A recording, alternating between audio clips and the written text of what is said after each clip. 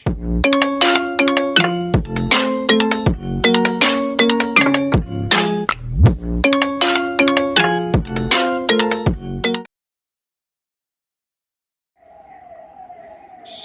guys, so basically it's the video of notes of chapter 1 Nutrition in Plants class 7th.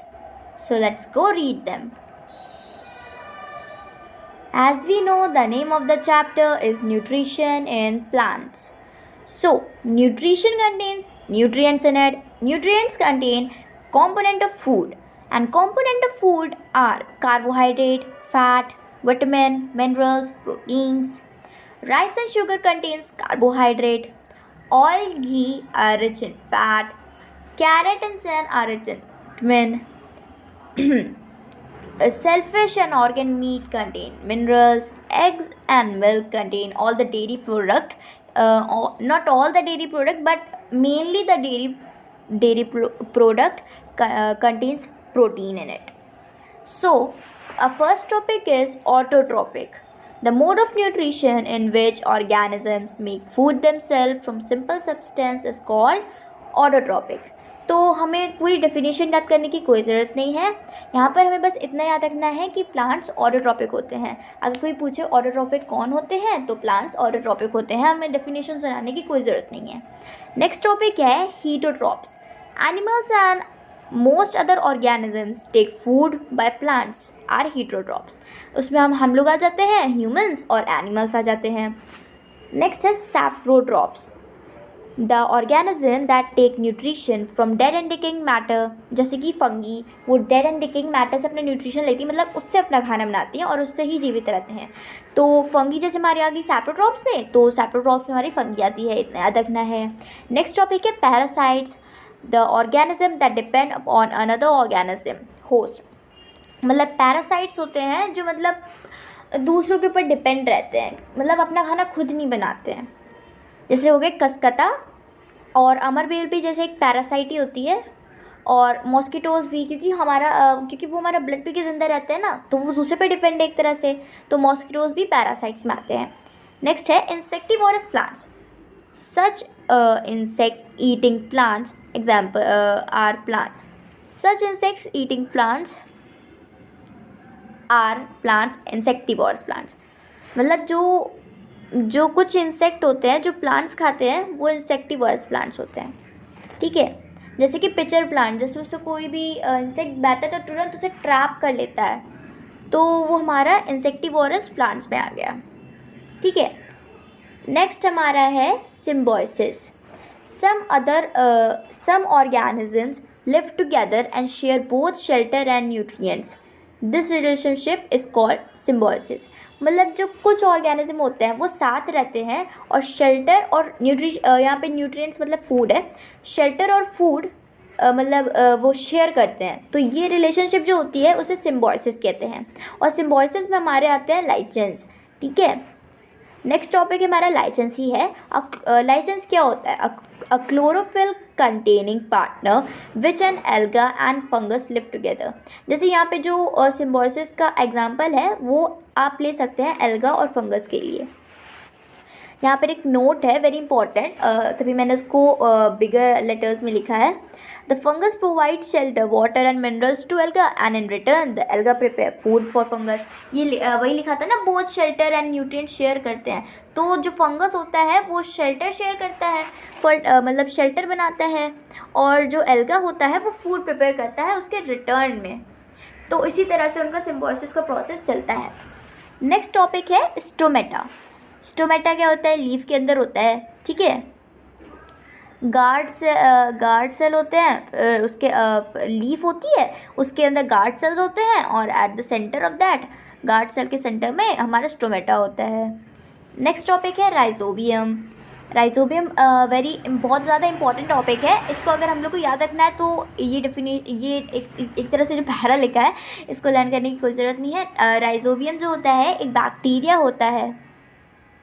Rhizobium is a bacteria cannot make its own food, so it often live on the roots of gram, peas, moong, beans and provide them nitrogen. In return, the plant gives shelter, food to the bacteria. मतलब जो rhizobium होता है वो कुछ ऐसे plants होते हैं ना, जैसे मूंग, बीन्स, ग्राम, इन सब के नीचे उनकी रूट्स के पास रहता है और ये उन्हें वो प्रोवाइड करता है नाइट्रोजन प्लांट्स को बहुत मतलब नाइट्रोजन की प्लांट्स को अक्सर ज़्यादा नीड होती है। सबसे ज़्यादा नीड तो नाइट्रोजन की होती है, ठीक है, सबसे ज़्यादा नहीं कह सकते बट नाइट्रोजन की काफ़ी नीड होती है उन्हें, तो ये उन्हें वो देता है और उसके रिटर्न में उसे एक शेल्टर मिलता है रहने के लिए और उसे फूड भी उन्हीं प्लांट से मिलता रहता है। नेक्स्ट टॉपिक है photosynthesis, the process by which plants make their own food. मतलब फोटोसिंथेसिस वो प्रोसेस होता है जिसमें प्लांट्स मतलब अपना खाना खुद बनाते हैं। किसके द्वारा? मतलब जैसे बताया गया ना, फोटो जैसे सनलाइट, वाटर और इन सब चीज़ों को मिला के, मतलब जैसे कि होता है ना कि लीव्स खाना, कभी कभी क्वेश्चन आता है कि प्लांट्स के लिए खाना कौन बनाता है, उसका प्लांट्स के लिए खाना उसका कौन सा पार्ट बनाता है, तो उसका आंसर होता है लीफ जो होती है वो प्लांट्स का खाना बनाती हैं, ठीक है। तो यहाँ पे इक्वेशन लिखिए, है carbon dioxide, CO2 means carbon dioxide, H2O means ये वाटर का फॉर्मूला होता है, तो carbon dioxide plus water, C6H12O6 plus O2 oxygen, ठीक है। H12 का मतलब हाइड्रोजन के यहाँ पर 12 मॉलिक्यूल्स हैं, O6 का मतलब यहाँ पे ऑक्सीजन के 6 मॉलिक्यूल्स हैं और C6 का मतलब यहाँ पर है कार्बन डाइऑक्साइड के 6 मॉलिक्यूल्स हैं, ठीक है, प्लस ऑक्सीजन, वो फॉर्म करता है एक लीफ, मतलब उसका खाना। नेक्स्ट पेज पे चलते हैं। नेक्स्ट टॉपिक है cells, the body of living organisms are made up of tiny units are called cells. Cells contain cell membrane, nucleus, cytoplasm. First topic आ गया सेल मेम्ब्रेन, ठीक है। सेल्स के अंदर क्या होता है? सेल मेम्ब्रेन होता है, न्यूक्लियस होता है, साइटोप्लाज्म होता है, 3 चीज़ें होती हैं, ठीक है। A cell is enclosed by outer boundary is called cell membrane. मतलब जो सेल होते हैं हमारे वो एक आउटर बाउंड्री, एक बाउंड्री से कवर होते हैं, उसको कहते हैं सेल मेम्ब्रेन, ठीक है। फिर न्यूक्लियस क्या होता है, ठीक है। Most cells have a centrally located spherical structure called nucleus. मतलब जो सेल, कुछ ज़्यादातर सेल्स होते हैं वो उनके सेंट्रल पे लोकेटेड होता है, एक स्फेरिकल स्ट्रक्चर होता है, उसे न्यूक्लियस कहते हैं। साइटोप्लाज्म में क्या होता है पढ़ते हैं। The nucleus is surrounded by jelly like substance called cytoplasm. जो हमारा न्यूक्लियस होता है, साइटोप्लाज्म होता है, द न्यूक्लियस मतलब जो साइटोप्लाज्म होता है वो न्यूक्लियस के सराउंडेड होता है, तो उसे साइटोप्लाज्म कहते हैं। एक जेली लाइक सब्सटेंस होता है, अगर हम उसे छुएंगे तो हमें जेली लाइक लगेगा। Chlorophyll, green pigment on leaf. What is chlorophyll? Chlorophyll is a green pigment on leaf. Next है vessels. Water and minerals are transported to the leaves by vessels which run like pipes throughout the root, stem, branches, leaves. They form a continuous path for nutrients to reach the leaf. मतलब ये vessels क्या करती हैं? Water and minerals जो हमारी leaf कैसा, मतलब एक तरह से जो लीफ होती है उनको किचन माना गया है, मतलब वो फूड कुक करती हैं वहाँ पर। तो ये जो वेसल्स होती है ना, वो वाटर और मिनरल्स को पाइप्स के थ्रू, मतलब जो स्टेम्स होती हैं वो यहाँ पर पाइप्स के थ्रू आउट रूट में, रूट से वाटर, स्टेम से होकर, ब्रांचेस से होकर लीव्स में जाता है। तो ये कौन पहुँचाता है वाटर? ये काम करती है हमारे प्लांट्स की वेसल्स, ठीक है। नेक्स्ट यहाँ पे लिखा है फोटोसिंथेसिस। फोटो मीन्स लाइट और सिंथेसिस मीन कंबाइन, ठीक है, किसी चीज़ को जोड़ना। During the process, oxygen is released. The presence of starch in leaves indicate occurred by photosynthesis. Starch is also a carbohydrate. हाँ, ये थोड़ा सा क्वेश्चन रहता है कि क्या स्टार्च भी कार्बोहाइड्रेट है?